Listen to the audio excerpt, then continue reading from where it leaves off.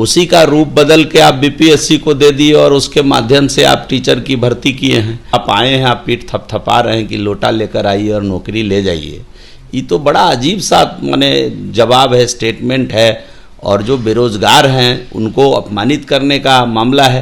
नीतीश कुमार की नौकरी कर रहे हैं तेजस्वी यादव, बेरोजगारों को अपमानित करना है कि बहती गंगा ये लोटा लेके और लेके चले जाइए। ये कोई राजनेता बोले तो शोभा नहीं देता है, यह अशोभनीय आचरण है। नमस्कार, NBC 24 देख रहे हैं आप, मैं हूं आपके साथ अभिषेक। देखिए, बिहार में 1,22,000 से ऊपर अभ्यर्थियों को नियुक्ति पत्र दे दिया गया है। ऐसे में कई सारे सवाल उठ रहे हैं, लेकिन देखा जाए तो इसमें अभ्यर्थी लगातार ज्यादा सवाल उठा रहे हैं। अभ्यर्थियों का यह साफ कहना है कि इसमें कई सारी गड़बड़ियां हैं। हमारे साथ बात करने के लिए बिहार सरकार के पूर्व मंत्री जीवेश कुमार मिश्रा जुड़ेंगे, बात करेंगे। जीवेश जी, बिहार में शिक्षक नियुक्ति जिस तरीके से होनी है, या फिर कह सकते हैं हो गई है, क्योंकि नियुक्ति पत्र तो दे दिया गया है, ऐसे में अभ्यर्थी सवाल उठा रहे, कह रहे हैं कई सारी गड़बड़ियां है। तेजस्वी यादव कह रहे हैं कि बहती गंगा की तरह हम नौकरी बांट रहे हैं, ऐसे में लोटा लेके आइए और भर के लेके चल जाइए नौकरी। उनको खुद ही नौकरी की आवश्यकता है।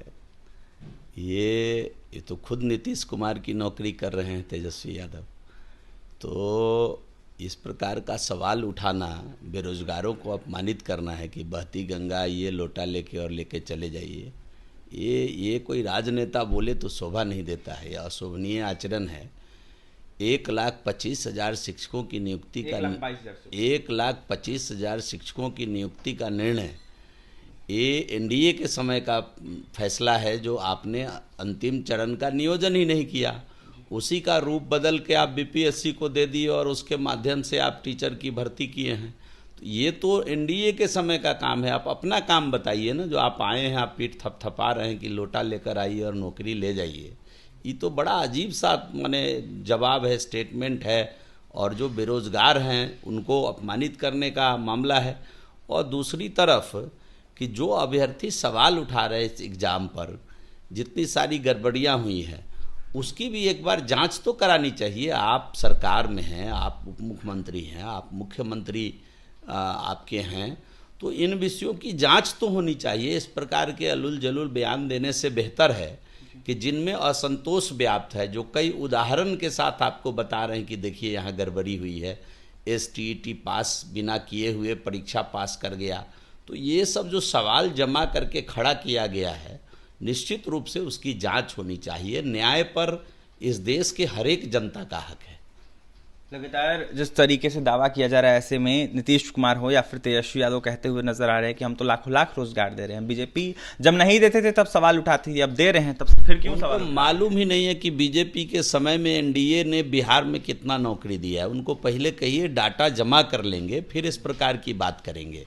और जो 20 लाख नौकरी का 15 अगस्त के दिन झंडा तोलन के समय मुख्यमंत्री जी ने बिहार के युवाओं से वादा किया था 20 लाख सरकारी नौकरी का, तो अभी तो 1 ही लाख दे के इतने खुश क्यों हो रहे हैं, वो भी एनडीए के समय का।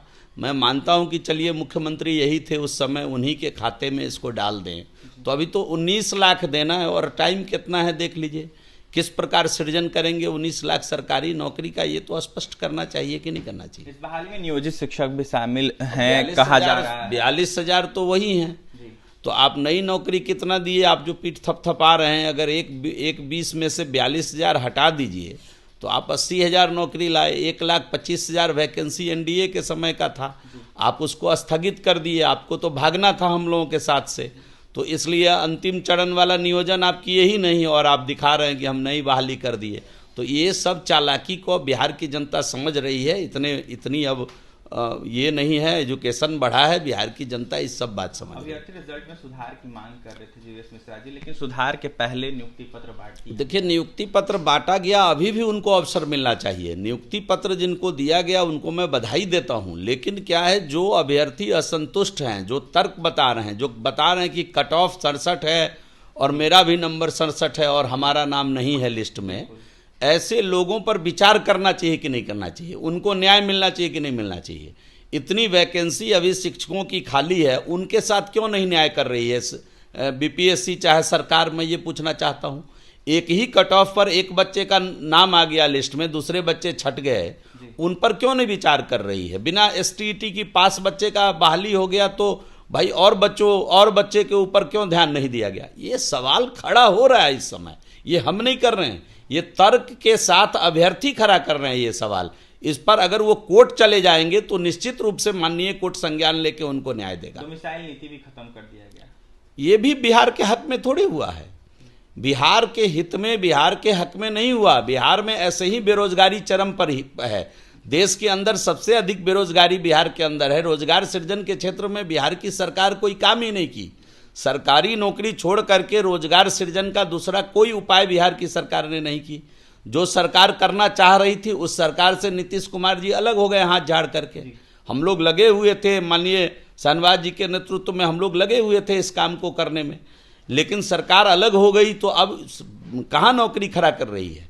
तो बेरोजगार प्रदेश में डोमिसाइल नीति को ध्वस्त करके आप सबको अवसर दे रहे हैं और तर्क दे रहे हैं कि ये सबों के लिए है, तो अच्छी बात है। आपका नियत, आपका ईमान जाने आप बिहार के लिए क्या करना चाहते हैं। देखिए, आपका नियत, आपका ईमान जाने आप बिहार के लिए क्या कुछ करना चाहते हैं, लेकिन जब एनडीए में आप थे तब बीजेपी ने कहीं ना कहीं ऐलान कर दिया था कि हम युवाओं को रोजगार देंगे। ऐसे में तेजस्वी यादव और नीतीश सरकार लगातार पीठ अपना थपथपा रहे हैं। गलत बात है, लेकिन देखा जाए तो अभ्यर्थियों के हित में कुछ भी नहीं हो रहा है। ऐसे में सुधार करना चाहिए था और अभ्यर्थियों के हित में कुछ करना चाहिए था, लेकिन हड़बड़ी में पूरे तरीके से गड़बड़ी की जा रही है। क्या कुछ कहते हैं शिक्षक नियुक्ति को लेकर जीवेश कुमार मिश्रा, बिहार सरकार के पूर्व मंत्री, आपने सुना है। और तमाम खबरों के लिए NBC 24 के साथ बने रहे। बहुत बहुत धन्यवाद।